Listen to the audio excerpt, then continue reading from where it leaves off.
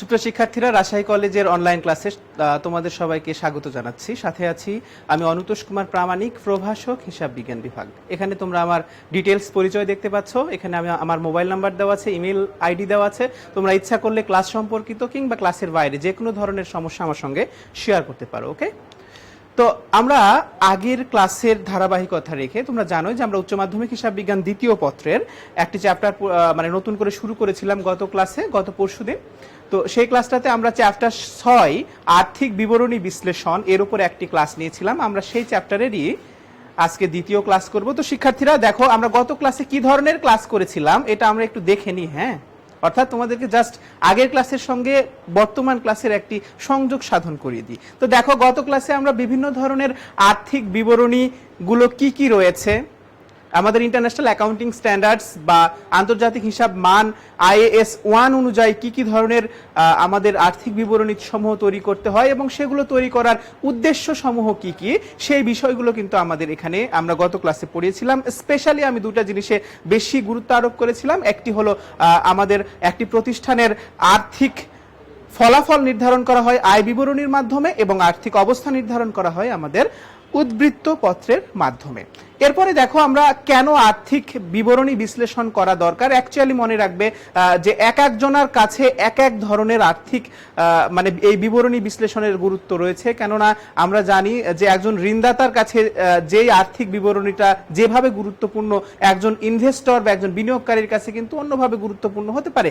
আবার একই সাথে সরকারের নীতি নির্ধারক কমিটি কিংবা সরকারের বিভিন্ন নিয়ন্ত্রক সংস্থা যেগুলো আছে তাদেরও কিন্তু আর্থিক বিবরণী বিশ্লেষণের প্রয়োজনীয়তা ভিন্ন ভিন্ন হতে পারে। তো এগুলো আমরা গত ক্লাসে পড়েছিলাম। তারপরে এই আর্থিক বিবরণী বিশ্লেষণের যে মানে দুইটি প্রকারভেদ রয়েছে, একটি অভ্যন্তরীণ বিশ্লেষণ এবং আরেকটি হলো বাহ্যিক বিশ্লেষণ, এটা আমরা বলেছিলাম। তারপরে মানে এই আর্থিক বিবরণীর যে বিশ্লেষণের যে কৌশলগুলো ছিল, স্ট্র্যাটেজিগুলো ছিল, হাতিয়ারগুলো ছিল, সেগুলো আমরা বলেছিলাম যে আনুভূমিক বিশ্লেষণ, উলম্ব বিশ্লেষণ এবং আরেকটা হলো অনুপাত বিশ্লেষণ বা রেশিও অ্যানালাইসিস। সেখানে গিয়ে আমি বলেছিলাম যে একটি প্রতিষ্ঠানের কয়েকটি বছরের তথ্য যখন আমরা বিশ্লেষণ করব তখন সেটাকে বলা হয় আনুভূমিক বিশ্লেষণ।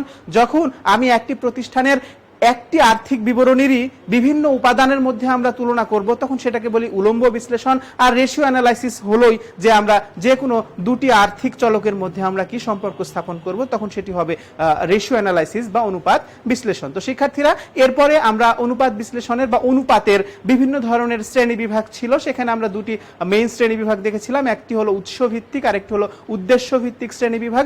তো এখানে আমরা মেইনলি ডিটেইলসে আলোচনা করেছিলাম উদ্দেশ্য ভিত্তিক শ্রেণী বিভাগ। একটি হলো তারল্য পরিমাপক বা তারল্য ভিত্তিক, সচ্ছলতা ভিত্তিক, উপার্জন ক্ষমতা এবং সক্রিয়তা ভিত্তিক। এই অনুপাতগুলো কিন্তু আমরা ডিটেইলসে আলোচনা করেছিলাম। দেখো, এই যে তারল্য পরিমাপ করা যায় চলতি অনুপাত, অ্যাসিড টেস্ট অনুপাত, চলতি মূলধন অনুপাত, দেনাদার আবর্তন বা মজুদ আবর্তন অনুপাতের মাধ্যমে। তারপরে বিভিন্ন ধরনের কার্যকলাপ বা সক্রিয়তার অনুপাত সমূহ আমরা নির্ণয় করতে পারি বিভিন্ন ধরনের আবর্তন অনুপাতগুলোর মাধ্যমে। তারপরে আমাদের একটি প্রতিষ্ঠানের উপার্জন ক্ষমতা সমূহ আমরা নির্ণয় করতে পারি বিভিন্ন ধরনের মোট লাভ, নিট লাভ অনুপাত, পরিচালনা আয় অনুপাত, শেয়ার প্রতি আয়, প্রাইস আর্নিং রেশিও কিংবা বিনিয়োজিত মূলধনের উপর সুদ ও কর, পূর্ব আয়ের হার। এর মাধ্যমে কিন্তু আমরা একটি প্রতিষ্ঠানের উপার্জন ক্ষমতা নির্ণয় করতে পারি। তার পরবর্তীতে আমরা দেখেছিলাম একটি প্রতিষ্ঠানের দীর্ঘমেয়াদে দায় পরিশোধের ক্ষমতা পরিমাপ করার জন্য বেশ কিছু অনুপাত রয়েছে, যেমন দায় মালিকানা অনুপাত, মালিকানা মোট সম্পত্তি অনুপাত, তারপরে দেখো আছে সুদ কাভারেজ অনুপাত এবং মূলধন গিয়ারিং অনুপাত। আরো বিভিন্ন ধরনের অনুপাত আছে। এগুলো আলোচনা করবার পর আমরা দেখেছিলাম যে এই অনুপাতগুলো কিভাবে নির্ধারণ করতে হয়, যেমন চলতি অনুপাত, ত্বরিত অনুপাত, দায় মালিকানা অনুপাত বা মূলধন মানে এই লাস্টেরটা মূলধন গিয়ারিং অনুপাত। এই অনুপাতগুলো কিভাবে আমরা নির্ণয় করতে পারি এগুলোর আমরা সূত্র গত ক্লাসে দেখেছিলাম। তো শিক্ষার্থীরা দেখো, আজকের পাঠ সেই আগের ক্লাসের ধারাবাহিকতা রেখেই আর্থিক বিবরণী বিশ্লেষণ অধ্যায় 6 এবং আজকে ক্লাস নাম্বার 2। তো দেখো শিক্ষার্থীরা, আমরা আজকে গত ক্লাসে যেহেতু থিওরিটিক্যাল ফ্রেমওয়ার্ক বা থিওরিটিক্যাল বিষয়গুলো সবগুলো আলোচনা করে ফেলেছি, আজকে আমরা মেইনলি বিভিন্ন প্রকার একেবারে বাস্তব সমস্যা থেকে, অর্থাৎ একেবারে আর্থিক বিবরণী থেকে আমরা বিভিন্ন ধরনের অনুপাত বিশ্লেষণ করব। মনে রাখবে, আর আজকের ক্লাসটা মেইনলি কিন্তু আমাদের অনুপাত বিশ্লেষণ এবং টোটালি ম্যাথের উপর নির্ভর করে। ঠিক আছে, আজকে ক্লাসে কোনো থিওরি আলোচনা হবে না। আমরা বিভিন্ন ক্যাটাগরির আমরা ম্যাথ সলিউশন করব, বিভিন্ন ধরনের অনুপাত নির্ণয় করব। শিক্ষার্থীরা দেখো, প্রথমে আমরা একটা ম্যাথ দেখতে পাচ্ছি, এখানে অঙ্ক দেখতে পাচ্ছি। সমস্যা 2018 সালের 31 ডিসেম্বর তারিখে জামান লিমিটেডের উদ্বৃত্ত পত্র নিচে দেওয়া আছে। তার মানে এইটা দেওয়া আছে কি, শুধু একটা উদ্বৃত্ত পত্র দেওয়া আছে। আমরা জানি একটি উদ্বৃত্ত পত্রের দুটি দিক থাকে, একটি হলো মূলধন এবং দায়ের দিক, আর একটি হলো সম্পত্তির দিক। ঠিক আছে, তো আমাদের অঙ্কে দেখা যাচ্ছে যে মূলধন এবং দায়ের দিকে শেয়ার মূলধন রয়েছে আমাদের এখানে 12 লক্ষ টাকা, তারপরে সাধারণ সঞ্চিতি রয়েছে 1,20,000 টাকা, সংরক্ষিত আয় রয়েছে 1,80,000 টাকা, ঋণপত্র রয়েছে 3 লক্ষ টাকা, পাওনাদার ব্যাংক জমাতিরিক্ত বকেয়া খরচ রয়েছে। এই সব মিলে আমাদের মূলধন এবং দায়ের পরিমাণ হয়েছে 20 লক্ষ। আমি যদি সম্পত্তির সাইডে চলে যাই তাহলে দেখতে পাবো স্থায়ী সম্পদ রয়েছে 1 লক্ষ, আমাদের 15 লক্ষ টাকা, মজুদ পণ্য রয়েছে, দেনাদার রয়েছে, প্রাপ্য বিল, অগ্রিম খরচ, ব্যাংক জমা এবং হাতে নগদ রয়েছে। এখান থেকে নিচে আমাদের বিভিন্ন ধরনের অনুপাত বের করতে বলেছে। শিক্ষার্থীরা একটু ভালো করে আমরা আরো ভালো করে যদি একটু অ্যানালাইসিস করি আমাদের এই উদ্বৃত্ত পত্রকে, তাহলে পাই দেখো মূলধন এবং দায়ের দিকে শেয়ার মূলধন, সাধারণ সঞ্চিতি এবং সংরক্ষিত আয়, এই তিনটি হলো মালিকানা সত্ত্বের অংশ। ঋণপত্র হচ্ছে একটি দীর্ঘমেয়াদী দায়, আর পাওনাদার ব্যাংক জমাতিরিক্ত এবং বকেয়া খরচ, এই তিনটি হলো আমাদের চলতি দায়। একইভাবে যদি সম্পত্তির সাইডে আসি তাহলে দেখতে পাবো যে স্থায়ী সম্পদ আমাদের সরাসরি স্থায়ী সম্পদ হিসেবে দেওয়া আছে। তারপরে দেখো মজুদ পণ্য, দেনাদার, প্রাপ্য বিল, অগ্রিম খরচ, ব্যাংক জমা, হাতে নগদ, এই সবগুলো কিন্তু আমাদের চলতি সম্পদ। অর্থাৎ এই যে ব্যালেন্স শিটটা রয়েছে এখানে কেবল স্থায়ী সম্পদ এবং চলতি সম্পদ দেওয়া আছে, এখানে কোনো দীর্ঘমেয়াদী বিনিয়োগ নেই, কিংবা এখানে কোনো ভুয়া সম্পত্তি বা অস্পর্শনীয় সম্পত্তি এগুলো কিছুই নেই। তো শিক্ষার্থীরা দেখো এই একটা স্টেটমেন্ট বা এই একটা উদ্বৃত্ত পত্র বা ব্যালেন্স শিট থেকে আমরা নিচের অনুপাতগুলো একে একে আমরা সমাধান করব। তোমরা নিশ্চয়ই খাতা কলম নিয়ে বসেছো এবং অঙ্কটা সমাধান করবে। ঠিক আছে, দেখো প্রথমে ক নাম্বারে চেয়েছে চলতি অনুপাত কাকে বলে, বা চলতি অনুপাত অর্থাৎ নির্ণয় করতে হবে এটা। তো আমরা জানি চলতি অনুপাত নির্ণয় করার আগে যে মনে রাখবে যে চলতি অনুপাত মানেই চলতি সম্পদ এবং চলতি দায়ের অনুপাত। একটি প্রতিষ্ঠানের স্বল্প মেয়াদী দায় পরিশোধ ক্ষমতাই হচ্ছে আমাদের কি চলতি অনুপাত। ঠিক আছে, এবং এটা অ্যাকচুয়ালি এটা কিছুই না, এটা হলো চলতি সম্পত্তি এবং চলতি দায়ের মধ্যে যে অনুপাত সেটি হলো আমাদের চলতি অনুপাত। এর মানে তোমাকে অবশ্যই প্রথমে দেখো, খেয়াল করে দেখো, এখানে আমি যদি চলতি অনুপাত লিখি, ক নাম্বার সলিউশনে চলে যাই, আমরা জানি যে চলতি অনুপাত সমান আমরা জানি যে চলতি অনুপাত সমান চলতি সম্পত্তি ভাগ কি আমাদের চলতি দায়। ঠিক আছে, অ্যাকচুয়ালি চলতি সম্পত্তি এবং চলতি দায়ের যে অনুপাত হয় সেটি হলো আমাদের চলতি অনুপাত। এখন কাজ তোমাকে সেটা হচ্ছে যে আমাদের অঙ্কে কিন্তু সরাসরি চলতি সম্পত্তিটা দেওয়া নেই, আবার চলতি দায়ও কিন্তু নির্ণয় করে দেওয়া নেই। তখন তোমরা কি করবে, অবশ্যই এই চলতি সম্পত্তি আর চলতি দায়টা তোমরা একটু কাজে বের করে নিবা। ঠিক আছে, দেখো এখানে আমি যদি বের করে নিই, কাজ 1 দিয়ে আমরা কি নির্ণয় করব, চলতি সম্পত্তি নির্ণয় করব, চলতি সম্পত্তি। এখন আমরা যদি অঙ্কে চলে যাই দেখো, তাহলে দেখতে পাবো যে চলতি সম্পত্তি কি কি আছে আমাদের কাছে। চলতি সম্পত্তি আমাদের কাছে আছে মজুদ পণ্য, তারপরে কি আছে আমাদের কাছে, আর দেনাদার রয়েছে, প্রাপ্য বিল রয়েছে। তাহলে লিখে নাও, দেনাদার আছে যোগ প্রাপ্য বিল আছে। তারপরে আমরা নিচে নিচে লিখি একটু, দেনাদার আছে, প্রাপ্য বিল আছে, তারপরে অগ্রিম খরচ, ব্যাংক জমা, অগ্রিম খরচ, তারপরে আছে ব্যাংক জমা, তারপরে কি আছে আমাদের হাতে নগদ।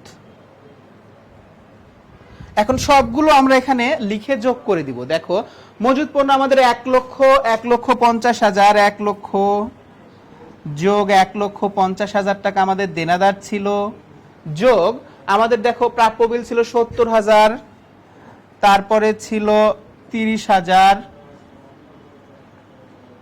তারপরে আমাদের ছিল কত, 30,000 এর পর ছিল 1 লক্ষ এবং 50,000, 1 লক্ষ আর ছিল 50,000। এখন সবগুলো যদি তোমরা এখন এখানে যোগ করে দাও তাহলে আমরা যেটা পাবো সেটা হচ্ছে, দেখো খেয়াল করো যে এই 1 লক্ষ 1,50,000, তাহলে 2,50,000 আর 70,000 3,20,000, 3,50,000 আর 50 4 লক্ষ, 5 লক্ষ টাকা অ্যাকচুয়ালি এটা রয়েছে। অর্থাৎ আমাদের চলতি সম্পত্তি এই প্রতিষ্ঠানে রয়েছে কত, 5 লক্ষ টাকা।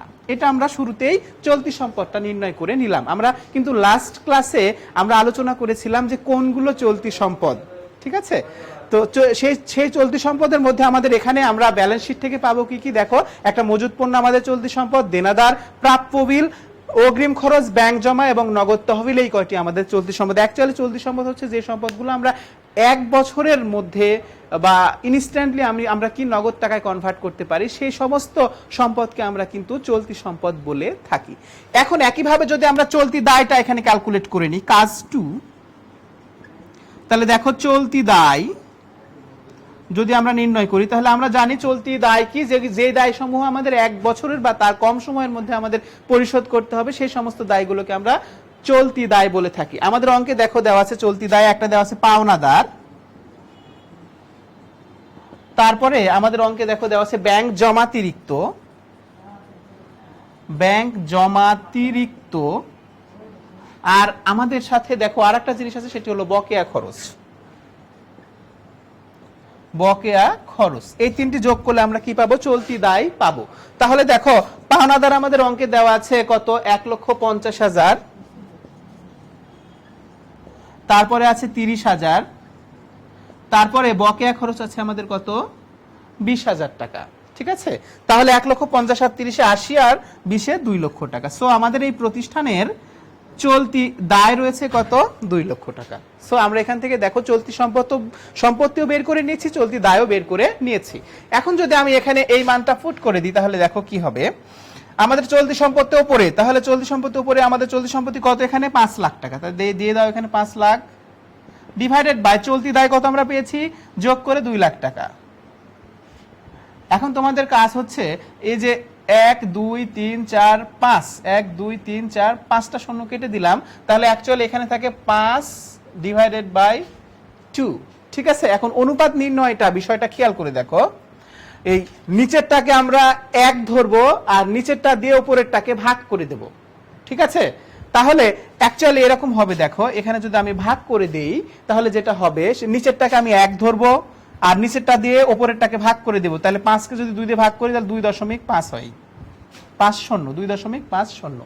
তাহলে এটাকে যদি আমি এখন অনুপাত আকারে প্রকাশ করি, তাহলে কি হয় দেখো, 2.50 অনুপাত 1। অর্থাৎ এই প্রতিষ্ঠানের চলতি সম্পত্তি 2 টাকা 50 পয়সা আছে আর চলতি দায় আছে 1 টাকা। অর্থাৎ 1 টাকা চলতি দায়ের বিপরীতে এই প্রতিষ্ঠানের চলতি সম্পত্তি রয়েছে 2.5 টাকা। আমরা জানি এখন এই ধরনের অঙ্কের ক্ষেত্রে সবসময় মন্তব্য করতে বলে যে এই প্রতিষ্ঠানের পরিস্থিতি আসলে ভালো কিনা। আসলে ভালো কিনা এটা বুঝবো কি করে? মনে রাখবে যে চলতি অনুপাত সমূহ কিন্তু একটি প্রতিষ্ঠানের তারল্য বিবেচনা করে বা তারল্য পরিমাপ করে, অথবা এদের স্বল্পমেয়াদী দায় পরিশোধ ক্ষমতা চিহ্নিত করে। ঠিক আছে, এখন এই চলতি অনুপাতের কিন্তু সবসময় আদর্শ অনুপাত হচ্ছে 2:1। অর্থাৎ 1 টাকা চলতি দায়ের বিপরীতে 2 টাকার সম্পত্তি থাকলেই সেটা আমাদের কি প্রতিষ্ঠানের অবস্থা ভালো। 1 টাকা চলতি দায়ের বিপরীতে 2 টাকা চলতি সম্পত্তি থাকলে প্রতিষ্ঠানটা ভালো। সেক্ষেত্রে আমরা দেখতে পাচ্ছি এর 1 টাকা আমাদের চলতি দায়ের বিপরীতে 2.5 টাকা আছে কি এদের চলতি সম্পত্তি। সো এই প্রতিষ্ঠানের অবস্থা নিশ্চিত ভালো। তোমরা নিজ দিয়ে সুন্দর করে এখানে মন্তব্যটা এইভাবে লিখবে। দেখো নিশ্চয়ই এতক্ষণ এগুলো তুলে নিয়েছো, আমি একটু মুছে দিলাম। মন্তব্য লিখবা যে ইহা একটি তারল্য পরিমাপক অনুপাত। তারল্য পরিমাপক অনুপাত আমি একটা লিখে দিব, এরপরে তোমরা নিজেরাই লিখবে। দেখো ইহা একটি তারল্য, অর্থাৎ চলতি অনুপাত একটি তারল্য পরিমাপক অনুপাত বা স্বল্প মেয়াদী দায় পরিশোধ ক্ষমতা পরিমাপক অনুপাত লিখলে হলো। হ্যাঁ, তাহলে ইহা একটি তারল্য পরিমাপক অনুপাত। এর আদর্শ অনুপাত 2:1। অর্থাৎ একটি প্রতিষ্ঠানের যদি চলতি অনুপাত 2:1 হয় তাহলে সেই প্রতিষ্ঠানটা ভালো, আদর্শ, ওটা আইডিয়াল। ওকে, এখন এই প্রতিষ্ঠানের, অর্থাৎ আমরা যেটার অঙ্ক করছি, এই প্রতিষ্ঠানের চলতি অনুপাত 2.50:1, এটি সন্তোষজনক। ঠিক আছে, অর্থাৎ এদের 1 টাকা চলতি দায়ের বিপরীতে 2 টাকা যদি আমাদের চলতি সম্পত্তি থাকে তাহলে প্রতিষ্ঠানের কন্ডিশন, তারল্য কন্ডিশনটা ভালো। সেখানে এদের 2.5 টাকা করে চলতি সম্পত্তি আছে, তাহলে নিশ্চয়ই এই প্রতিষ্ঠানের অবস্থাটা কি খুব ভালো একটা পজিশন, ঠিক আছে। সো এই প্রতিষ্ঠানের কি এটি একটি সন্তোষজনক, অর্থাৎ এই অনুপাতটা এই প্রতিষ্ঠানের তারল্য পরিমাপের ক্ষেত্রে সন্তোষজনক। আমরা কিন্তু একটা দিক, সব দিক কিন্তু এই তারল্য বা এই চলতি অনুপাত কিন্তু নির্ধারণ করতে পারবে না। একটি প্রতিষ্ঠানের যদি তুমি সচ্ছলতার দিক চাও তাহলে সেক্ষেত্রে কিন্তু চলতি অনুপাত নির্ধারণ করলে হবে না। চলতি অনুপাত কেবলমাত্র একটি প্রতিষ্ঠানের তারল্য পরিমাপ করে এবং এটির স্বল্প মেয়াদী দায় পরিশোধ ক্ষমতা এটি পরিমাপ করে। এটি কিন্তু প্রতিষ্ঠানের সার্বিক দিক বিবেচনা করে করা হয় না, এটি কেবল তারল্য পরিমাপক এবং কি আমাদের স্বল্প মেয়াদী দায় পরিমাপক, ঠিক আছে। ওকে, এরপরে দেখো আমরা খ নাম্বারে ছিলাম, তাহলে দেখো আমরা কি করলাম অঙ্কটাতে। আমরা জানি চলতি অনুপাতের সূত্র হলো চলতি সম্পত্তি আর চলতি দায়। এখন খেয়াল করে দেখো, এটাও সম্পত্তি এটা দায়। আমরা জানি সম্পত্তি এবং দায় কোন বিবরণীতে থাকবে, অবশ্যই এটা উদ্বৃত্ত পত্রে থাকবে। সো এই চলতি সম্পত্তি এবং চলতি দায় এটা আমরা উদ্বৃত্ত পত্রের তথ্য থেকে আমরা প্রথমে চলতি সম্পত্তি নির্ধারণ করেছিলাম। দেখো এই যে এখানে 5 লাখ টাকা নির্ধারণ করেছি, এটা মজুদ পণ্য ছিল, দেনাদার ছিল, তারপরে প্রাপ্য বিল ছিল, অগ্রিম খরচ ছিল, হাতে নগদ ছিল, ব্যাংক জমা ছিল। এগুলো থেকে আমরা প্রথমে আমরা চলতি সম্পদ নির্ণয় করেছিলাম কত, 5 লক্ষ টাকা। পরবর্তীতে আমরা আবার চলতি দায়ও নির্ধারণ করলাম, এটিও আমরা কোথা থেকে পাবো, উদ্বৃত্ত পত্র থেকে পাবো। তাই সেখান থেকে আমরা পাওনাদার ব্যাংক জমাতিরিক্ত এবং বকেয়া খরচ মিলে আমরা কত পেলাম, 2 লক্ষ টাকা। এখন এই চলতি সম্পত্তি এবং এই চলতি দায় এটা আমরা কি করলাম, এখানে পুট করে দিলাম, এখানে বসিয়ে দিলাম। তাহলে চলতি সম্পত্তি 5 লক্ষ আর চলতি দায় কত আমাদের, 2 লক্ষ টাকা। তখন আমরা এটা যদি একটু কাটাকাটি বা একটু ক্যালকুলেশন করি, মনে রাখবে যে সবসময় নিচেরটাকে 1 ধরবো আর নিচেরটা দিয়ে উপরেরটাকে ভাগ করে দেব, ঠিক আছে। তাহলে এখানে আমরা পেলাম কত, 2.50 মানে 5 ডিভাইডেড বাই 1। এখন এটা যদি আমি অনুপাত আকারে প্রকাশ করি, সবসময় মনে রাখবা যে 2.5:1। এটি হলো আমাদের চলতি অনুপাত। এবং যেহেতু একটি প্রতিষ্ঠানের চলতি অনুপাতের আদর্শ অনুপাত হচ্ছে 2:1, অর্থাৎ 1 টাকা চলতি দায়ের বিপরীতে 2 টাকার সম্পত্তি চলতি সম্পত্তি থাকতে হয়, সেখানে প্রতিষ্ঠানের 2 টাকার বেশি রয়েছে, তাই এই প্রতিষ্ঠানটির আর্থিক অবস্থা তারল্যের ভিত্তিতে সন্তোষজনক, ঠিক আছে। ওকে, এরপরে আমরা যদি যাই পরবর্তীতে, দেখো যে আমাদের এরপরে দরকার কি, ত্বরিত অনুপাত। খ নাম্বার আছে ত্বরিত অনুপাত। খ নাম্বারে যদি আমরা ত্বরিত অনুপাতে যাই, তাহলে দেখো আমরা জানি যে ত্বরিত অনুপাত সমান তড়িৎ, এটার আরেকটা নাম হচ্ছে অ্যাসিড টেস্ট, এটার আরেকটা নাম হচ্ছে অগ্নি পরীক্ষা, ঠিক আছে। সবগুলোই কিন্তু ওকে। সো এই তড়িৎ অনুপাত বা দ্রুত অনুপাত এটা বের করার সূত্রটা হচ্ছে, খেয়াল করে দেখো যে তড়িৎ সম্পত্তি ডিভাইডেড বাই তড়িত দায়, ঠিক আছে। অর্থাৎ তাৎক্ষণিক দায় পরিশোধ ক্ষমতা এটা কিন্তু নির্দেশ করে কে, আমাদের এই তড়িৎ অনুপাত। আমি আবারও বলছি, স্বল্প মেয়াদে তো অবশ্যই, নট অনলি স্বল্প মেয়াদে, তাৎক্ষণিক মানে যারা পাওনাদার তারা অর্থ চাহিদা মাত্র তাদেরকে টাকাটা আমরা দিয়ে দিব, এরকম যদি হয় তখন আমরা এই তড়িৎ অনুপাতটা ব্যবহার করে থাকি। তাৎক্ষণিক দায় পরিশোধ ক্ষমতা নির্ধারণ করার ক্ষেত্রে এই তড়িৎ অনুপাতটা ব্যবহার করা হয়ে থাকে। এখন বিষয়টা খেয়াল করে দেখো, তাহলে আমাদের তড়িৎ সম্পত্তি দরকার আর তড়িৎ দায় দরকার, ঠিক আছে। এখন খেয়াল করো যে আমরা তড়িৎ সম্পত্তি নির্ধারণ করব। তাহলে তড়িৎ সম্পত্তি এটা নির্ধারণ করার সূত্রটা হচ্ছে চলতি সম্পদ, যা আমরা নির্ধারণ করেছিলাম ক নাম্বারে, সেই চলতি সম্পদ থেকে মজুদ পণ্য বা সমাপনী মজুদ পণ্য বা সমাপনী মজুদ পণ্য, মনে রাখবে যে উদ্বৃত্ত পত্রে কেবল সমাপনী মজুদ পণ্য আসে, প্রারম্ভিক মজুদ পণ্য আসে না, বিধায় আমি এখানে শুধু মজুদ পণ্য লিখেছি। মাইনাস যদি আমাদের কোনো অগ্রিম খরচ থাকে তাহলে সেটাও কিন্তু আমাদের মাইনাস করে দিতে হবে, দিলে আমরা কি পাবো, তড়িত সম্পত্তি পেয়ে যাব। এখন দেখো চলতি সম্পত্তি আমরা আগের অঙ্ক থেকে ক নাম্বার থেকে বের করেছিলাম 5 লক্ষ, মাইনাস মজুদ পণ্য আমাদের অঙ্কে ছিল 1 লক্ষ টাকা, সেটা আমরা এখান থেকে মাইনাস করে দেব, মাইনাস অগ্রিম খরচ আমাদের ছিল কত, 30,000 টাকা, এখান থেকে বিয়োগ করে দাও। তাহলে এটা যদি আমি ক্যালকুলেট করি, তাহলে দেখো 5 লক্ষ থেকে 1 লক্ষ মাইনাস করলে 4 লক্ষ, 4 লক্ষ থেকে 30,000 মাইনাস করে দিলে কত হবে, 3,70,000 টাকা, ঠিক আছে। এটা আমরা বের করলাম কি, তড়িত সম্পত্তি, একটা অনুপাতের একটা আমরা উপাদান পেয়েছি। এখন 2 নাম্বার দেখো, আমি যদি তড়িত দায় নির্ধারণ করি তাহলে কি হবে, দেখো চলতি দায় থেকে আমরা মাইনাস করব ব্যাংক জমাতিরিক্ত, আর আমরা মাইনাস করব অগ্রিম আয়। এখন যদি এগুলো থাকে সেইভাবে কিন্তু আমরা এখানে বসিয়ে দিব। দেখো আমরা আগের অঙ্কে চলতি দায় নির্ধারণ করেছিলাম কত, 2 লক্ষ টাকা, এখানে 2 লক্ষ বসিয়ে দিলাম। আর মাইনাস ব্যাংক জমাতিরিক্ত আমাদের অঙ্কে ছিল কত, 30,000 টাকা, এটা আমরা এখানে বসিয়ে দিলাম। আর দেখো আমাদের কিন্তু অগ্রিম আয় নেই, তাই তোমরা যদি মনে করো যে এখানে সূত্রে লিখবে না, না লিখলেও কোনো সমস্যা নেই, এটা একবারে কেটেই দিলাম। ঠিক আছে, অগ্রিম আয় যদি থাকতো তাহলে এটা কিন্তু আমরা এখানে মাইনাস করে দিতাম, যেহেতু নেই তাহলে এখানে পাবো কত আমরা, 1,70,000 টাকা। সো আমরা এখানে তড়িৎ সম্পত্তি পেলাম 3,70,000 টাকা, আর আমরা তড়িৎ দায় পেলাম কত, 1,70,000 টাকা। এখন এটা যদি আমি এখানে বসিয়ে দিই তাহলে দেখো 3,70,000 ডিভাইডেড বাই কত, 1,70,000 টাকা। এটা যদি তোমরা এখন ক্যালকুলেশন করে দেখো, দেখো খেয়াল করে যে এখানে 1 2 3 4 1 2 3 4, তাহলে উপরে থাকে 37 আর নিচে থাকে 17। এটা যদি নিচেরটাকে সবসময় 1 ধরবে তাহলে এখানে 1, আর নিচেরটা দিয়ে উপরেরটাকে ভাগ করে দিবে, অর্থাৎ 37 কে যদি 17 দিয়ে ভাগ করে দাও তাহলে এরকম একটা মান আসবে 2.18। ঠিক আছে, তো সেক্ষেত্রে কি আমাদের এটাকে লিখতে পারি 2.18 অনুপাত 1। অর্থাৎ একটি প্রতিষ্ঠানের এই যে দেখো খেয়াল করো, এই 1 টাকা তড়িৎ দায় সাপেক্ষে 1 টাকা তড়িৎ দায় সাপেক্ষে 2 টাকা 18 পয়সা করে এদের কি আছে, 2.18 টাকা করে এদের কি আছে, তড়িৎ সম্পত্তি রয়েছে। এখন এটা যদি মন্তব্য লিখি তাহলে কি হয় খেয়াল করে দেখো, ওই আগের মতো করে তোমরা লিখবা যে ইহা একটি তারল্য পরিমাপক অনুপাত, তাহলে লিখবা ইহা তারল্য পরিমাপক অনুপাত। এর আদর্শ অনুপাত কত, এর আদর্শ অনুপাত আমরা জানি যে তড়িৎ অনুপাতের আদর্শ অনুপাত 1:1, অর্থাৎ আমাকে তাৎক্ষণিক দায় পরিশোধ করতে হবে, তাৎক্ষণিক দায় মেটাতে হবে। 1 টাকা যদি আমাদের তড়িৎ দায় থাকে, মানে 1 টাকা যদি কেউ এসে চায়, সঙ্গে সঙ্গে সে 1 টাকা পরিশোধের মতো আমাদের সম্পত্তি থাকতে হবে।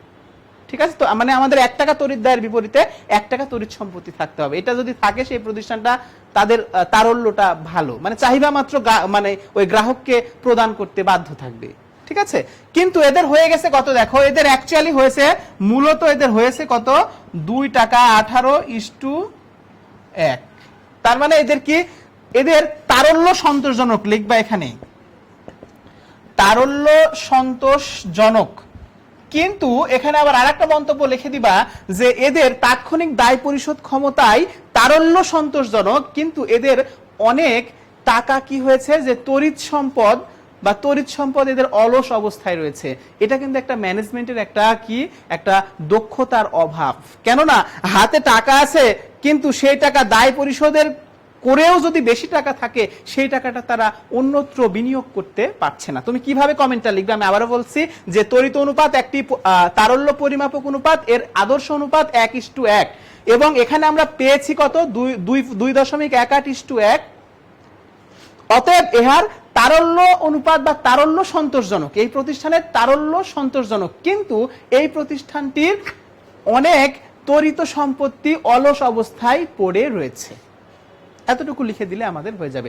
যদি অন্য প্রতিষ্ঠান বা অন্য কোনো ব্যক্তি তারল্য দেখে সেই বিবেচনায় কিন্তু তাদের এই প্রতিষ্ঠানের অবস্থাটা ভালো, তারল্যের বিবেচনায়। কিন্তু যদি আমি ওয়ার্কিং ক্যাপিটাল ম্যানেজমেন্ট মানে ওইটার বিবেচনা করি, ওইটার কনসিডারেশন করি, তাহলে কিন্তু এই প্রতিষ্ঠানের অবস্থা খুব একটা ভালো নয়। মানে কি, এদের টাকা আছে কিন্তু এদের বিনিয়োগ করার মতো দক্ষতা বা যোগ্যতার এখনো ঘাটতি রয়েছে। ওকে, আচ্ছা আমরা এটা দেখলাম খ নাম্বার। এখন গ নাম্বারে যদি যাই তাহলে দেখো আমরা চলতি মূলধন অনুপাত পাই। তো চলতি মূলধন অনুপাতের ক্ষেত্রে সবসময় একটা জিনিস খেয়াল রাখবা যে চলতি মূলধন বা কার্যকরী মূলধনটা হচ্ছে যে একটি প্রতিষ্ঠানের চলতি সম্পত্তি দ্বারা চলতি দায় মেটানোর পরে যতটুকু থাকে সেটাকেই কিন্তু আমরা চলতি মূলধন বলে থাকি। আমি আবারও বলছি, একটি প্রতিষ্ঠানের চলতি সম্পত্তি দ্বারা চলতি দায় মেটানোর পরে যে পরিমাণ টাকাটা থাকে সেটিকে বলা হয় চলতি মূলধন, আর এর সাথে চলতি দায়ের যে অনুপাত সেটি হচ্ছে চলতি মূলধন অনুপাত। তাহলে আমরা যদি গ নাম্বারে চলে যাই, দেখো গ, তাহলে চলতি বা এটার আরেকটা নাম আছে সেটি হলো কার্যকরী। ঠিক আছে, কার্যকরী চলতি মূলধন অনুপাত, অথবা এটাকে বলা হয় কার্যকরী মূলধন অনুপাত, অথবা নিট চলতি সম্পত্তি অনুপাত, একই জিনিস কিন্তু। আমি আবারও বলছি, চলতি মূলধন অনুপাত অথবা কার্যকরী মূলধন অনুপাত, কিংবা নিট চলতি সম্পত্তি অনুপাত, একই জিনিস কিন্তু এগুলো। তাহলে সূত্রটা হচ্ছে দেখো, চলতি মূলধন ডিভাইডেড বাই চলতি দায়। এখন প্রশ্ন হচ্ছে যে এখানে দেখো চলতি মূলধনটা আবার কি। একটু আগে বলেছি যে একটি প্রতিষ্ঠানের চলতি সম্পত্তি দ্বারা চলতি দায় মেটানোর পরে যে টাকাটা থাকে সেটিকে বলা হয় চলতি মূলধন। ঠিক আছে, তাহলে দেখো এই চলতি মূলধন কিভাবে আমরা বের করব। চলতি মূলধন সমান চলতি সম্পত্তি মাইনাস চলতি দায়। ঠিক আছে, এটা আমরা ক নাম্বারে কিন্তু বের করেছিলাম, চলতি সম্পত্তি বের করেছিলাম। কত বের করেছিলাম? 5 লাখ চলতি সম্পত্তি আমরা বের করেছিলাম, 5 লাখ। দেখো আমি একটু ভালো করে লিখি, 5 লাখ টাকা আমার চলতি সম্পত্তি ছিল, সেখান থেকে মাইনাস করে দেব কত আমরা, চলতি দায় ছিল আমাদের কত, 2 লাখ টাকা। ঠিক আছে, তাহলে 2 লাখ মাইনাস করে দাও। তাহলে এই প্রতিষ্ঠানের চলতি মূলধন কত, 3 লাখ টাকা। ওকে, আর চলতি দায় কিন্তু আমাদের অঙ্কে আমরা ক নাম্বারে বের করেই ফেলেছি। তো তাহলে এখন আমরা এখানে বসিয়ে দিব। দেখো আমাদের চলতি মূলধন কত, 3 লাখ ডিভাইডেড বাই আমাদের অঙ্কে দেখো চলতি, আমরা এখানে চলতি দায় আমরা কত পেয়েছিলাম, 2 লাখ। সো এটা যদি আমি একটু ক্যালকুলেশন করি তাহলে এটা পাই কত, 3/2। ঠিক আছে, এটাকে যদি এখন আমি অনুপাতে নিয়ে যাই তাহলে কি হবে, নিচেরটা 1 ধরো, আর 3 কে যদি তুমি 2 দ্বারা ভাগ করে দাও, 3 কে যদি 2 দ্বারা ভাগ করে দাও তাহলে দেখবা যে 1.50 এরকম হবে, 1.50। ঠিক আছে, তাহলে এটার অনুপাত হবে 1.50 অনুপাত 1। ঠিক আছে, আচ্ছা আমরা একটু দেখি এটা ক্যালকুলেশন করে আসলে কত হচ্ছে। ক্যালকুলেটর নেই না? আচ্ছা ওকে, ঠিক আছে, তাহলে এটা আমরা যদি ক্যালকুলেশন করি আসলে 3 কে যদি মানে 2 দিয়ে ভাগ করি তাহলে তো দেরি হয়। ঠিক আছে, ওকে। এরপরে দেখো আমরা তাহলে চলতি মূলধন অনুপাত, তাহলে এটা যদি আমরা কোনো কমেন্টস করতে চাই তাহলে কি হবে। দেখো মনে রাখবে যে চলতি মূলধনও কিন্তু একটি প্রতিষ্ঠানের আমাদের সবসময় তারল্য পরিমাপ করে, এটাও কিন্তু আমাদের তারল্য পরিমাপক অনুপাত। এখন তাহলে এখানে লিখবা ইহাও তারল্য পরিমাপক, ইহাও তারল্য পরিমাপক। এখন এখানে খেয়াল করে দেখো যে আমরা জানি এর আদর্শ অনুপাতটা হচ্ছে, এর আদর্শ অনুপাত হচ্ছে 1:1, অর্থাৎ আমাদের যেই তড়িৎ অনুপাত ছিল সেই তড়িৎ অনুপাতের মতোই কিন্তু এই চলতি মূলধন অনুপাতেরও আদর্শ অনুপাত 1:1। ঠিক আছে, সেক্ষেত্রে এর অ্যাকচুয়ালি আমরা পেয়েছি কত, 1.50:1। তার মানে এই প্রতিষ্ঠানের 1 টাকা চলতি দায়ের বিপরীতে 1 টাকা 50 পয়সা করে কি আছে, এদের চলতি মূলধন রয়েছে। তার মানে এই প্রতিষ্ঠানের তারল্য ভালো। সো এটা আমাদের কি হবে অ্যান্সার, এই প্রতিষ্ঠানের তারল্য সন্তোষজনক। ঠিক আছে, এভাবে তোমরা লিখে দিবা যে ইহা একটি তারল্য পরিমাপক অনুপাত এবং এটির আদর্শ অনুপাত আমরা জানি 1:1, কিন্তু এই প্রতিষ্ঠানে আমরা পেয়েছি 1.50 অনুপাত 1, যা অর্থাৎ একটি প্রতিষ্ঠান, এই প্রতিষ্ঠানটির চলতি দায় 1 টাকা হলে এর চলতি মূলধন আছে কত, 1 টাকা 50 পয়সা করে। সো এই প্রতিষ্ঠানের তারল্য সন্তোষজনক। এভাবে কিন্তু তোমাদেরকে কমেন্টসটা করতে হবে। তো যাই হোক, আমরা এতক্ষণ দেখো চলতি অনুপাত, চলতি তড়িৎ অনুপাত এবং চলতি মূলধন অনুপাতটা নির্ণয় করলাম। মনে রাখবে এই 3টি অনুপাতই কিন্তু আমাদের কি ধরনের অনুপাত, তারল্য পরিমাপক অনুপাত। ঠিক আছে, এরপরে দেখো আমাদের ঘ নাম্বার যেটা আসে সেটি হলো যে মালিকানা সম্পত্তি অনুপাত। ওকে, এখানে আমরা চলে যাব। তাহলে মালিকানা সম্পত্তিতে যদি যাই আমরা তাহলে কি হবে, ঘ মালিকানা সম্পত্তি অনুপাত। মনে রাখবে যে এখানে মালিকানা রয়েছে আর কি আছে, সম্পত্তি রয়েছে, অর্থাৎ একটি প্রতিষ্ঠানের মালিকানা সত্ত্ব আমাদেরকে নির্ধারণ করতে হবে। আবার সম্পত্তি বলতে কিন্তু মোট সম্পত্তি, এখানে কিন্তু স্থায়ী সম্পত্তি বলেনি বা চলতি সম্পত্তি বলেনি, শুধু সম্পত্তি বলেছে, তাই এটা কিন্তু আমাদের অ্যাকচুয়ালি হবে কি, আমাদের মোট সম্পত্তি। তো এটার ক্ষেত্রে আমাদের সূত্রটা হচ্ছে মালিকানা তহবিল ডিভাইডেড বাই মালিকানা সত্ত্ব বা মালিকানা তহবিল, একই জিনিস, মালিকানা তহবিল ডিভাইডেড বাই আমাদের কি, মোট সম্পত্তি। এটা হচ্ছে আমাদের কি, মালিকানা সম্পত্তি অনুপাত। এখন তোমাদের কি এখানে করতে হবে কি, যে মালিকানা তহবিলটা আলাদা করে আমরা বের করতে, এখানে আমরা বের করে নিব। তাহলে মালিকানা তহবিল কি হবে, মালিকানা তহবিল খেয়াল করে দেখো, আমরা দুই ভাবে কিন্তু বের করতে পারি। আমরা যদি সম্পত্তির দিক থেকে আসি তাহলে আমরা বের করতে পারবো। কিভাবে বের করতে পারবো দেখো, মোট বাস্তব সম্পত্তি থেকে আমরা বহির্দায়টুকু মাইনাস করে দিব, মোট বহির্দায়টা মাইনাস করে দেব, মোট বহির্দায় কি করে দিব, মাইনাস করে দেব। ঠিক আছে, তাহলে কি যে মালিকানা তহবিল আমরা দুই সাইড থেকে করতে পারি, একটি হলো সম্পত্তির দিক থেকে করতে পারি, অথবা আমরা ইচ্ছা করলে আবার ওই মালিকানা সত্ত্ব বা আমাদের উদ্বৃত্ত পত্রে যেই আমাদের মূলধনের সাইড আছে সেখান থেকেও শেয়ার মূলধন, বিভিন্ন ধরনের সঞ্চিতি, সংরক্ষিত আয় এগুলো যোগ করে দিলেও কিন্তু আমাদের মালিকানা সত্ত্ব হয়ে যাবে। তো আমরা এখানে দেখো যে মোট বাস্তব সম্পত্তি থেকে যদি মোট বহির্দায়টা মাইনাস করে দিই তাহলে কিন্তু আমাদের মালিকানা তহবিল হয়ে যায়। এখন বাস্তব সম্পত্তিটা কি? বাস্তব সম্পত্তি হচ্ছে, মনে রাখবে যে মোট সম্পত্তি, আমরা জানি এই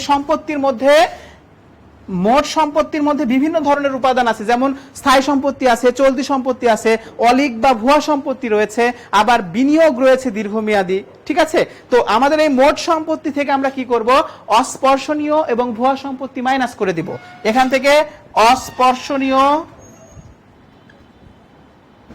এবং ভুয়া এই দুটা কি করে দিব, মাইনাস করে দিব। দেখো তাহলে মোট সম্পত্তি থেকে কি করব, অস্পর্শনীয় এবং ভুয়া সম্পত্তি যদি মাইনাস করে দেই তাহলে পাই আমরা বাস্তব সম্পত্তি। বাস্তব মানে যেগুলোর অ্যাকচুয়ালি এক্সিস্টেন্স রয়েছে এবং এগুলোর আমাদের বাজারে এগুলো মানে সচরাচর যেগুলো দেখা যায়, এটা মাইনাস। এখন বহির্দায় মানে মনে রাখবে যে চলতি দায় এবং দীর্ঘমেয়াদী দায়ের যোগফলই হচ্ছে আমাদের কিন্তু মোট বহির্দায়। তাহলে মোট বহির্দায় মানে কি, চলতি দায়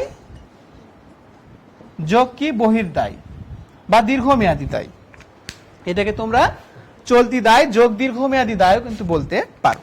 দীর্ঘমেয়াদী দায়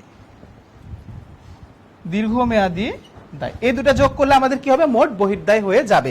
এখন দেখো আমরা এই মোট সম্পত্তি তাহলে কোথা থেকে পাবো, আমাদের উদ্বৃত্তপত্র থেকে পাবো। তাহলে আমাদের দেখো এখানে উদ্বৃত্তপত্রে মোট সম্পত্তির পরিমাণ আমাদের ওখানে কত ছিল, উদ্বৃত্তপত্রে অ্যাকচুয়ালি আমাদের মোট সম্পত্তি ছিল 20 লাখ টাকা। সম্পত্তির পাশের যোগফল দেখলে তোমরা বুঝতে পারবে,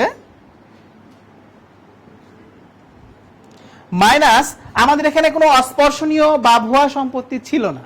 ঠিক আছে, তার মানে এখানে এটা জিরো, মাইনাস দেখো এখানে এই চলতি দায় আর দীর্ঘমেয়াদী দায় আমাদের অঙ্কে কি ছিল, অবশ্যই ছিল। চলতি দায় আমরা ক্যালকুলেশন করেছিলাম 2 লাখ ক নাম্বার থেকে, যোগ আমাদের দীর্ঘমেয়াদী একটা ঋণ রয়েছে বা ঋণপত্র রয়েছে কত টাকা, 3 লক্ষ টাকার, এটার সাথে যোগ করে দিব। তাহলে আমরা কি পাবো, আমরা পেয়ে যাব মোট বহির্দায়। তাহলে দেখো অ্যাকচুয়ালি এটা 20 লাখ মাইনাস এখানে 3 2 কত হবে, 5 লাখ। তাহলে করলে এখানে কত পাবো আমরা, 15 লাখ টাকা, 15 লক্ষ টাকা। আমরা মালিকানা তহবিল কত পেলাম, 15 লক্ষ টাকা। এখন এখানে যদি যাই তাহলে দেখো যে 15 লক্ষ ডিভাইডেড বাই আমাদের মোট সম্পত্তি কত, 20 লক্ষ, এটা হয়ে গেল। তাহলে এইভাবে আমরা যদি করি তাহলে এখানে দেখো কত পাই, এটাকে যদি তুমি ক্যালকুলেশন করে দাও তাহলে উপরে পাও 15, নিচে পাও 20। এটাকে যদি নিচেরটাকে 1 ধরো আর উপরের নিচেরটা দিয়ে যদি উপরেরটাকে ভাগ করে দাও তাহলে এটা অ্যাকচুয়ালি হবে 0.75। অর্থাৎ এই প্রতিষ্ঠানের আমাদের মালিকানা সম্পত্তি অনুপাত হচ্ছে 0.75 অর্থাৎ এদের 1 টাকা মোট সম্পত্তি যদি হয় তার মধ্যে 0.75 টাকা বা 75 পয়সা আছে কার, মালিকের টাকা। ঠিক আছে, আমি আবারও বলছি, এদের মোট সম্পত্তি 1 টাকা যদি হয় তার মধ্যে মালিকানার সত্ত্বই আছে কত, 0.75 টাকা। এখন এইটা যদি আমাদের একটা মন্তব্য করতে বলে, মনে রাখবে যে মালিকানা সম্পত্তি অনুপাতের কিন্তু আদর্শ অনুপাত 3:4। তাহলে শিক্ষার্থীরা দেখো এই 3:4 কে যদি আমি আরো ছোট করে নিয়ে আসি, যদি আমি এই পাশেরটাকে 1 ধরি আর এই 3 কে যদি 4 দিয়ে ভাগ করে দিই তাহলে অ্যাকচুয়ালি এটা 0.75 হয়। ঠিক আছে, অর্থাৎ এদের আদর্শ অনুপাত কিন্তু 0.75:1। এই প্রতিষ্ঠানের দেখো যেটা ক্যালকুলেশন করেছে এটাও কিন্তু 0.75:1 হয়েছে। তার মানে এই প্রতিষ্ঠানের এই মালিকানা সম্পত্তি অনুপাতটা একেবারে অ্যাকুরেট রয়েছে। অর্থাৎ 1 টাকা সম্পত্তির বিপরীতে মালিকানা তহবিল বা হচ্ছে মালিকের সত্ত্ব আছে কত, 75 পয়সা। সো এই প্রতিষ্ঠানের কিন্তু অবস্থা, এই মালিকানার দিক থেকে অবস্থা কি এটা সন্তোষজনক। ঠিক আছে, তো এরপরে দেখো আমরা ও নম্বরে যাব, দায় মোট সম্পত্তি। তাহলে আমরা একটু বলি, দেখো মালিকানা সম্পত্তি অনুপাতের সূত্র হচ্ছে মালিকানা তহবিল ভাগ মোট সম্পত্তি। এখন মালিকানা তহবিল যদি আমরা নির্ণয় করতে যাই, তাহলে মালিকানা তহবিলের সূত্র হচ্ছে মোট বাস্তব সম্পত্তি থেকে মোট বহির্দায়টা মাইনাস করে দেব। আর বাস্তব সম্পত্তি মানে মনে রাখবা যে মোট সম্পত্তি যা আছে উদ্বৃত্ত পত্রের সাইডে, সেই মোট সম্পত্তি থেকে আমরা কি ভুয়া এবং অস্পর্শনীয় সম্পত্তি, অলিক সম্পত্তি এগুলো মাইনাস করে দেব। মাইনাস করলে আমরা বাস্তব সম্পত্তি পাবো। এখানে আমাদের অঙ্কে কোনো ভুয়া বা অলিক সম্পত্তি ছিল না, অস্পর্শনীয় সম্পত্তি ছিল না, তাই যা মোট সম্পত্তি তাই থেকে গেছে আমাদের বাস্তব সম্পত্তি। মাইনাস আমাদের মোট বহির্দায় এখান থেকে মাইনাস করতে হয়। আর বহির্দায় মানেই মনে রাখতে হবে চলতি দায় যোগ দীর্ঘমেয়াদী দায়। তাহলে আমাদের এখানে অঙ্কে চলতি দায় আমরা ক্যালকুলেট করে নিয়েছিলাম 2 লক্ষ টাকা, আর আমাদের অঙ্কে দেখো একটা ঋণ আছে, সেই ঋণটা আমাদের 3 লক্ষ টাকা। তাহলে 3 আর 2 কত হয়? 5 লক্ষ টাকা। এখানে 5 লক্ষ, 20 লক্ষ থেকে 5 লক্ষ মাইনাস করলে এখানে পাবো কত? 15 লক্ষ টাকা। এখন এই 15 লক্ষ টাকা আমি এখানে বসিয়ে দিলাম, মালিকানা তহবিল 15 লক্ষ, আর আমাদের মোট সম্পত্তি অঙ্কের উদ্বৃত্ত পদের মানে উদ্বৃত্ত পত্রের সম্পত্তির সাইডের যোগফল দেখলে তুমি বুঝতে পারবে ওখানে 20 লক্ষ টাকার মোট সম্পত্তি রয়েছে। এরা যদি আমি ক্যালকুলেশন করি তাহলে উপরে 15 নিচে 20 পাই, আর নিচেরটাকে 1 ধরে যদি নিচেরটা দিয়ে উপরেরটাকে ভাগ করে দেই তাহলে এখানে হয় কত? 0.75 আর 1, অর্থাৎ এটার অনুপাত হচ্ছে 0.75:1। এবং মনে রাখবে যে মালিকানা সম্পত্তি অনুপাতের আদর্শ অনুপাতও কিন্তু আমাদের কত? এই যে এইটাই, অর্থাৎ 3:4, তার মানে 0.75:1। সো এই প্রতিষ্ঠানের একেবারে আদর্শ অনুপাতের সাথে মিল রয়েছে, তাই এই প্রতিষ্ঠানের মানে সচ্ছলতাটা অনেক ভালো। এটা কিন্তু মনে রাখবে যে মালিকানা অনুপাত এগুলো কিন্তু আমাদের সবসময় সচ্ছলতা পরিমাপক অনুপাত, ঠিক আছে? সো এই প্রতিষ্ঠান দীর্ঘমেয়াদে দায় পরিশোধ করতে অনেক সক্ষম। ওকে, আমরা এখন ও নম্বরে চলে যাব। দেখো দায় সম্পত্তি অনুপাত। তাহলে আমাদের ও নম্বর বা 5 নম্বরে কি আছে? আমাদের দায় সম্পত্তি অনুপাত। দেখো মনে রাখবা দায় সম্পত্তি অনুপাত। খেয়াল করে এখানে দায় আছে আর কি আছে? সম্পত্তি আছে। মনে রাখবে দায় মানে মোট দায়, আর মোট দায় মানে কি? মোট বহির্দায়। মনে রাখবে যে একটা প্রতিষ্ঠানে 2 ধরনের দায় আছে, গত ক্লাসে বলেছিলাম, একটা আন্তঃদায় আর একটা বহির্দায়। আন্তঃদায় মানে মালিকানা সত্ত্ব, আর বহির্দায় মানে কিন্তু অ্যাকচুয়ালি প্রতিষ্ঠানের দায়। বুঝতে পেরেছো? তাহলে এই দায় মানে আমরা মোট বহির্দায়কে বুঝাবো, আর সম্পত্তি মানে মোট সম্পত্তিকে আমরা বুঝিয়ে দেব, ঠিক আছে? তাহলে এখন দেখো এটা যদি আমি সূত্র লিখি তাহলে হবে কি? মোট বহির্দায় ডিভাইডেড বাই আমাদের মোট সম্পত্তি। মোট বহির্দায় ডিভাইডেড বাই মোট সম্পত্তি। এখন মোট বহির্দায় কিন্তু আমরা এই যে ও নাম্বার, এটা না, এই ঘ নাম্বারে আমরা কিন্তু ক্যালকুলেশন করেছিলাম। কত করেছিলাম? মোট বহির্দায় ছিল আমাদের ওখানে 5 লক্ষ টাকা। কিভাবে মোট বহির্দায় হয় দেখো, আমি এখানে আবারও করে দিচ্ছি। 2 লক্ষ টাকা ছিল আমার চলতি দায়, যোগ আমাদের দীর্ঘমেয়াদী দায় ছিল কত? 3 লক্ষ টাকা। এই দুটো যোগ করলে কিন্তু আমাদের মোট বহির্দায় হয়ে গেল। তাহলে 3 আর 2 কত হলো? 5 লক্ষ টাকা। আর আমরা জানি মোট সম্পত্তি আমাদের উদ্বৃত্ত পত্রে দেওয়া আছে কত? 20 লক্ষ টাকা। সো উপরে 5 লাখ, নিচে কত হলো আমাদের? 20 লাখ। এটা যদি তুমি ক্যালকুলেশন করে দাও তাহলে তুমি পাবা কত? দেখো দশমিক, উপরে পাবা 0.25 আর নিচে পাবা 1। তাহলে এটার অনুপাত হবে 0.25:1। ঠিক আছে? অর্থাৎ এই প্রতিষ্ঠানের মোট সম্পত্তি, খেয়াল করো, মোট সম্পত্তি 1 টাকার, তার মধ্যে বহির্দায় বা বাইরের পক্ষের কাছে দায় আছে কত? মাত্র 25 পয়সা। আর বাদ বাকি দায়টা কিন্তু আমাদের মালিকানা সত্ত্বের কাছে, যেটা আমরা একটু আগে নির্ধারণ করেছি। দেখো একটি প্রতিষ্ঠানে আমরা জানি যে সম্পত্তি দায় এবং মূলধনটা যোগ করে সম্পত্তির সমান হয়। তাহলে আগের অনুপাতে আমি পেয়েছিলাম কত? 0.75:1। তার মানে এটা ছিল আমাদের মালিকানা আর এটা ছিল সম্পত্তি। এখানে এসে কি হয়েছে? এটা আমাদের দায় আর এটা কি আমাদের সম্পত্তি। সম্পত্তি কিন্তু একই আছে, এক, কিন্তু কি এই যে মালিকানা আর এই যে দায়, এই দুটো মিলে কিন্তু আমাদের আবার একই হয়ে গেছে। আমরা জানি যে মালিকানা সত্ত্ব এবং দায় মিলে আমাদের সম্পত্তির সমান হয়। অর্থাৎ আমাদের 75% যদি মালিকানা থাকে তাহলে বাকি আমাদের 25% কি হবে? দায়। সো আমাদের মালিকানা সম্পত্তি অনুপাত যদি এই 0.75:1 হয় তাহলে এমনিতেই বোঝা যায় যে এই প্রতিষ্ঠানের দায় সম্পত্তি অনুপাত হচ্ছে 0.25:1। ঠিক আছে? তো এটার ক্ষেত্রে মনে রাখবে এটার আদর্শ অনুপাত হচ্ছে 1:2। 1:2 মানে মনে রাখবে যে এটা এরকম, খেয়াল করে দেখো যে যদি 1 টাকার সম্পত্তি থাকে তাহলে 50 পয়সার আমাদের কি থাকা যাবে? আমাদের দায় থাকা যাবে। সেক্ষেত্রে এই প্রতিষ্ঠানের দায় দেখো আরো কম আছে, কত? 25 পয়সা মাত্র আমাদের এখানে দায় আছে। সো এই প্রতিষ্ঠানটার অবস্থা কি? আমাদের এই সচ্ছলতার দিক থেকে অনেক ভালো। ঠিক আছে, আমি আবারও বলছি এই দায় সম্পত্তি অনুপাতের আদর্শ অনুপাত হচ্ছে 1:2। তার মানে 2 টাকা সম্পত্তির বিপরীতে 1 টাকার দায় থাকবে। এর মানে আমি যদি আরো ছোট করে নিয়ে আসি যে 1 টাকা যদি সম্পত্তি হয় তাহলে তার 50 পয়সা অর্থাৎ তার অর্ধেক থাকবে কি তার দায়। ঠিক আছে, কিন্তু এই প্রতিষ্ঠান ক্যালকুলেট করে দেখছি যে 1 টাকা এদের সম্পত্তি বাট এদের দায় হচ্ছে মাত্র 25 পয়সা। এজন্য এই প্রতিষ্ঠান এর অবস্থা বা এই প্রতিষ্ঠানের আর্থিক সচ্ছলতাটা অনেক ভালো, এদের দীর্ঘমেয়াদে দায় পরিশোধ ক্ষমতাটা অনেক ভালো। এখন 6 নম্বরে দেখো আমাদের কি আছে, 6 নম্বরে আছে দায় মালিকানা অনুপাত। দায় মালিকানা অনুপাত ওই একই জিনিস খেয়াল করো, আমরা এর আগে মালিকানা মোট সম্পত্তি অনুপাত করেছি, আবার একটু আগে দেখলাম দায় মোট সম্পত্তি করলাম, এখন করব কি দায় মালিকানা। তাহলে দেখো দায় এবং মালিকানা, তাহলে এখানে খেয়াল করো এই দায় যদি উপরে যায় আর এই সম্পত্তি যদি নিচে যায় তাহলে এখানে এসব কি হবে যে মোট বহির্দায় ডিভাইডেড বাই কি হবে মালিকানা সত্ত্ব, মালিকানা তহবিল। ঠিক আছে, তাহলে কি হবে যে আমাদের দায় মালিকানা অনুপাতের সূত্র হচ্ছে মোট বহির্দায় ডিভাইডেড বাই মালিকানা তহবিল। এখন মোট বহির্দায় এটা কিন্তু আমরা ক্যালকুলেশন করেছিলাম আগের অঙ্কে, যে দেখো এখানে ক্যালকুলেশন করেছি 5 লাখ, সো এখানে 5 লাখ ডিভাইডেড বাই মালিকানা তহবিল। আমরা এই ওর আগে যেটা ছিল ঘ নাম্বারে কিন্তু আমরা মালিকানা তহবিল পেয়েছিলাম, তাহলে আমরা সেখানে মালিকানা তহবিল কত পেয়েছিলাম 15 লক্ষ টাকা পেয়েছিলাম, তাহলে এটা হচ্ছে কত 15 লক্ষ টাকা। ঠিক আছে, তাহলে এটা যদি তুমি করো তাহলে তোমরা এখানে দেখতে পাবে যে উপরে পাবে 0.33, নিচে পাবে 1, তার মানে 0.33 অনুপাত 1। অর্থাৎ 1 টাকা যখন মালিকানা তহবিল তখন তাদের বহির্দায় মাত্র 33 পয়সা। ঠিক আছে, মনে রাখবে যে এটার ক্ষেত্রেও এই আমাদের এই দায় মালিকানার ক্ষেত্রেও কিন্তু আমাদের কি হয় সাধারণত এটার আদর্শ অনুপাত ওই 1:2।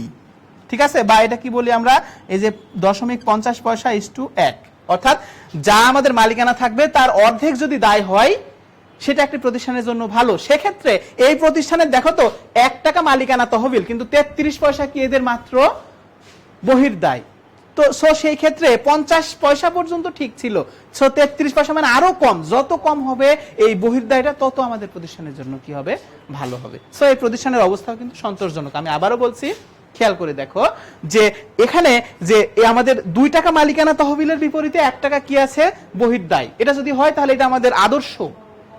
ঠিক আছে, কিন্তু এখানে দেখছি অর্থাৎ 1 টাকা যদি মালিকানা অনুপাত হয় মালিকানা তহবিল হয় তাহলে 50 পয়সা যদি দায় হয় তাও আমাদের কোনো প্রবলেম নাই, সেক্ষেত্রে এদের হয়েছে মাত্র 33 পয়সা। সো এই প্রতিষ্ঠানের ফাইন্যান্সিয়াল কন্ডিশন বা আর্থিক সচ্ছলতাটাও অনেক ভালো। তো এটা ছিল আমাদের আজকে দেখো যে আমরা বেশ কয়েকটি অনুপাত নির্ধারণ করলাম। একটি হলো চলতি অনুপাত ছিল, তারপরে চলতি মূলধন বা তড়িৎ অনুপাত, তারপরে আমরা মালিকানা সম্পত্তি অনুপাত পড়েছি, তারপর দায় সম্পত্তি, তারপর দায় মালিকানা অনুপাত, আর একটি অনুপাত আছে 6 নম্বরে দেখো যে বিনিয়োজিত মূলধন কিভাবে নির্ধারণ করব। তো বিনিয়োজিত মূলধন মানে মনে রাখবে যে মূলধনটা অ্যাকচুয়ালি কারবারে বিনিয়োগ করা হয়েছে, তাহলে 6 নম্বরে যাও বিনিয়োজিত মূলধন। তাহলে বিনিয়োজিত মূলধন দেখো আমরা দুই ভাবে বের করতে পারি, একটা হচ্ছে সম্পত্তির দিক থেকে আমরা বের করতে পারি, আবার আমরা যদি দায়ের সাইড বা মূলধনের সাইডে যাও সেই সাইড থেকে কিন্তু আমরা বের করতে পারি। তো দেখো শিক্ষার্থীরা আমরা সম্পত্তির সাইড থেকে বের করব যে মোট বাস্তব সম্পদ মাইনাস আমাদের চলতি দায়। মোট বাস্তব সম্পদ থেকে আমরা কি বাদ দিব চলতি দায়টা বাদ দিব। তাহলে এখানে দেখো মোট বাস্তব সম্পদ, অ্যাকচুয়ালি বাস্তব মানে কিন্তু মোট সম্পত্তি থেকে অলিক সম্পত্তি এবং ভুয়া সম্পত্তিগুলো মাইনাস করে দিতে হয়, বাট আমাদের এখানে কোনো অলিক বা ভুয়া সম্পত্তি নেই। সো এখান থেকে এখানে যা ছিল আমাদের মূলধন তাই আমরা এখানে বা আমাদের সম্পদ যা ছিল 20 লাখ টাকা সেটা আমরা লিখে দিলাম, মাইনাস আমাদের দেখো চলতি দায় আমরা ক্যালকুলেশন করেছি বারবার ক নাম্বারে ক্যালকুলেশন করেছি কত ছিল 2 লাখ টাকা, তাহলে সেখান থেকে যদি 2 লাখ মাইনাস করে দেই সো এদের হবে কত বিনিয়োজিত মূলধন 18 লক্ষ টাকা। ঠিক আছে, আবার এই বিনিয়োজিত মূলধন কিন্তু আমরা মালিকানা সত্ত্বের সাথে দীর্ঘমেয়াদী দায়টা যোগ করেও কিন্তু আমরা নির্ধারণ করে দিতে পারি। আমি আবারও বলছি যে বিনিয়োজিত মূলধন আমরা সম্পত্তির সাইড থেকে যদি যাই তাহলে মোট বাস্তব সম্পত্তি থেকে অর্থাৎ মোট সম্পত্তি থেকে অলিক এবং ভুয়া সম্পত্তি মাইনাস করব, পাশাপাশি আমরা চলতি দায়টা মাইনাস করে দেব। আর যদি আমরা মূলধন সাইড থেকে যাই তাহলে আমরা আমাদের যে মালিকানা তহবিল এবং দীর্ঘমেয়াদী বিনিয়োগ আছে সেটা সেই দুটো যোগ করে দিলে হবে, যেহেতু আমাদের এখানে কোনো ভুয়া সম্পত্তি আর অলিক সম্পত্তি নাই। আমি কিন্তু লাস্ট ক্লাসে এই বিনিয়োজিত মূলধন কিভাবে নির্ধারণ করতে হয় আমরা দুই সাইড থেকে দুটা কিন্তু সূত্র দেখিয়েছিলাম। সেই ক্লাসটা যদি একটু ফলো করো তাহলে বিনিয়োজিত মূলধন সংক্রান্ত কোনো সমস্যা হবার কথা নয়। তো আমাদের কাজ করতে হবে অ্যাকচুয়ালি যেভাবে ইনফরমেশন রয়েছে সেই ইনফরমেশন পাওয়া সাপেক্ষে আমাদের সেই সূত্র অনুযায়ী কাজটা করতে হবে। শিক্ষার্থীরা দেখো, আমরা এই যে সমস্যাটা ছিল এই সমস্যার মাধ্যমে আমরা চেষ্টা করেছি যে কিভাবে আমরা অনুপাতগুলো নির্ধারণ করব এবং কিভাবে সেটার উপর মতামত প্রদান করব। ঠিক আছে, অর্থাৎ আমাদের কিন্তু সবসময় অঙ্কে মতামত চাইবে যে অ্যাকচুয়ালি এই প্রতিষ্ঠানের অবস্থা ভালো নাকি এই প্রতিষ্ঠানের অবস্থাটা খারাপ। ঠিক আছে, এরপরে দেখো আমরা আরেকটা অঙ্কে চলে যাই। সামিয়া লিমিটেড এখানে একটা আছে, এটা একটি অঙ্ক। দেখো শেয়ার মূলধন দেওয়া আছে 4 লক্ষ টাকা, রিজার্ভ আছে 50,000 টাকা, 10% ঋণপত্র আছে 1 লক্ষ টাকা, পাওনাদার 30,000, ব্যাংক জমাতিরিক্ত 25,000, প্রদেয় বিল আছে আমাদের 10,000 টাকা, বকেয়া খরচ আছে আমাদের কত 20,000 টাকা, আর মোট যোগফল হচ্ছে 6,60,000 টাকা। আমি যদি সম্পত্তির দিকে যাই তাহলে পাই স্থায়ী সম্পত্তি রয়েছে 4,80,000, তারপরে সমাপনী মজুত পণ্য, দেনাদার, প্রাপ্য বিল, অগ্রিম খরচ, নগদ তহবিল, এই সবগুলো হচ্ছে আমাদের চলতি সম্পদ। এগুলো আমাদের এখানেও যোগফল, আমাদের যোগফল আছে কত 6,60,000 টাকা। এখন নিচে যেটার বিষয়, নিচের লাল অংশটা সবচেয়ে ইম্পর্টেন্ট। এই ওপরে যেটা দেখলে এটা কিন্তু এদের উদ্বৃত্ত পত্র, কিন্তু নিচের যে তথ্যগুলো দেওয়া আছে দেখো, প্রারম্ভিক মজুদ 40,000, বিক্রয় 1 লক্ষ টাকা, বিক্রয় 10 লক্ষ টাকা, আর কোম্পানির মার্জিন 25%, দেনাদার, তারপরে কি আছে নিট লাভ হচ্ছে 1,50,000। এইটা কিন্তু আমাদের ইনকাম স্টেটমেন্টের অংশ, অর্থাৎ এটা তথ্যটা আমরা কোথা থেকে পাবো, ইনকাম স্টেটমেন্ট। ওকে, সো এটা যদি আমি করতে চাই খুবই সহজ, সবগুলোই খুবই সহজ। যে এখানে কি কি চেয়েছে, এখানে চেয়েছে আমাদের দেখো চলতি অনুপাত, তড়িৎ অনুপাত, এই দুটা কিন্তু আমরা পারবো। আগে যে অঙ্ক করেছি সেখান থেকে কিন্তু এই দুটো অনুপাত বের করতে পারবো। আমি শুধু গ নাম্বার, ঘ নাম্বার এবং ও নাম্বার করে দিব। একটু খেয়াল করে দেখো যে মজুদ আবর্তন অনুপাত, দেনাদার আবর্তন অনুপাত, মোট লাভ এবং নিট লাভ অনুপাতটা আমরা এখান থেকে বের করব। ঠিক আছে, আচ্ছা খেয়াল করে দেখো, এখানে শিক্ষার্থীরা আমি ক এবং খ করছি না, ক এবং খ বাদ দিচ্ছি, কেননা এটা তোমরা পারবে। চলতি অনুপাতে কি, চলতি সম্পত্তি ভাগ চলতি দায়। এখান থেকে চলতি সম্পত্তিগুলো সমাপনী মজুত পণ্য, দেনাদার, প্রাপ্য বিল, অগ্রিম খরচ, নগদ তহবিল আলাদা করে নিবা, নিয়ে উপরে দিবা, আর এই যে পাওনাদার, ব্যাংক জমাতিরিক্ত, প্রদেয় বিল আর বকেয়া খরচটা নিচে দিবা যোগ করে, তাহলে আমাদের চলতি অনুপাত হয়ে যাবে। তড়িৎ অনুপাতের ক্ষেত্রে কি হবে, তোমরা শুধু চলতি অনুপাত থেকে সমাপনী মজুত পণ্যটা এবং অগ্রিম খরচটা মাইনাস করে দিবা, তাহলে তড়িৎ সম্পত্তি পাবে। আর এই চলতি দায়ের অংশ থেকে তুমি শুধু আমাদের ব্যাংক জমাতিরিক্তটা মাইনাস করে দিবা, তাহলে আমরা তড়িৎ দায় পাবো। তাহলে চলতি অনুপাত এবং তড়িৎ অনুপাত তোমরা নির্ণয় করতে পারবে। গ নাম্বারে আসো, গ নাম্বারে দেখো আমাদের কি আছে, এখানে মজুদ আবর্তন অনুপাত। তাহলে মজুদ আবর্তন মানে এই অনুপাতটার ক্ষেত্রে খেয়াল করো, মজুদ আবর্তন অনুপাত এটা কিন্তু আমাদের সক্রিয়তার অনুপাত, ঠিক আছে, বা দক্ষতা যাচাই করার অনুপাত। তো মজুদ আবর্তন অনুপাতের সূত্রটা হচ্ছে, সবসময় মনে রাখবে এটা, যে বিক্রিত পণ্যের ব্যয় ডিভাইডেড বাই গড় মজুদ। বিক্রিত পণ্যের ব্যয়কে আমরা কিন্তু সংক্ষেপে বলতে পারি কি, সিজিএস বা cost of goods sold. So বিক্রিত পণ্যের ব্যয় ডিভাইডেড বাই গড় মজুদ। এখন এই বিক্রিত পণ্যের ব্যয় বা CGS, cost of goods sold, এটা নির্ণয় করা যায় দুইটা পদ্ধতিতে। ঠিক আছে, নাম্বার 1 হচ্ছে যে বিক্রয় যোগ্য পণ্যের